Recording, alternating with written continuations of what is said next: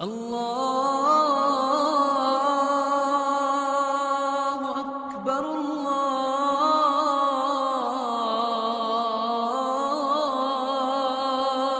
اکبر۔ اور پنجاب میں رنجیت سنگھ آ گیا تو اتنا کامیاب حکمران نکلا کہ انگریز آنکھ نہیں اٹھا سکے جب تک رنجیت سنگھ زندہ رہا۔ 1818 میں اس نے میرا ضلع ملتان فتح کیا۔ رنجیت سنگھ مظفر خان کی حکومت تھی، وہ 5 بیٹوں سمیت شہید ہوئے۔ وہ خود بڑے عالی حکمران تھے، لیکن نہ عوام میں جان تھی نہ فوج میں جان تھی، صلاحیتیں ختم ہو چکی تھی، شہید ہو گئے، 5 بچوں سمیت شہید ہو گئے۔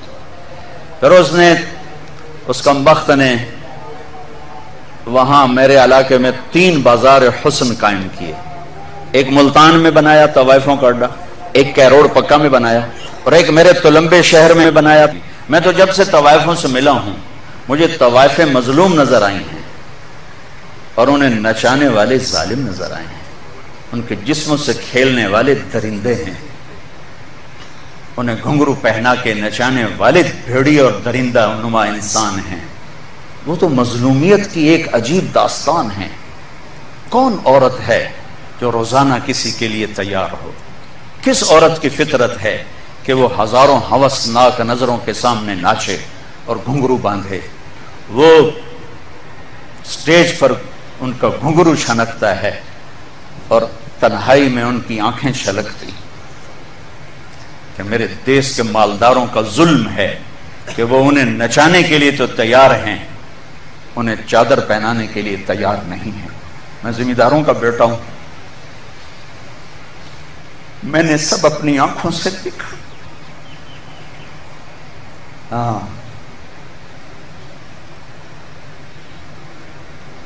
مالداروں کی ہوس کا نشانہ بننے والی طوائف ہو گئی، اور مالدار چودھری صاحب بھی رہا، کوئی دامن پہ داغ ہی نہیں، میاں صاحب کا میاں صاحب رہا، شیخ صاحب کا شیخ صاحب رہا، افسر کا افسر رہا، اور اس کے ماتھے پہ طوائف کا داغ لگا جو موت بھی نہ دھو سکی۔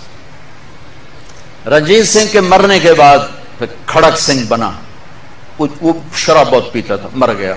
پھر شیر سنگھ بنا، نونہال سنگھ بنا، پھر آخر میں دلیپ سنگھ تھا، اس پر انگریزوں نے قبضہ کیا اور انگریز کا یہاں راج قائم ہوا۔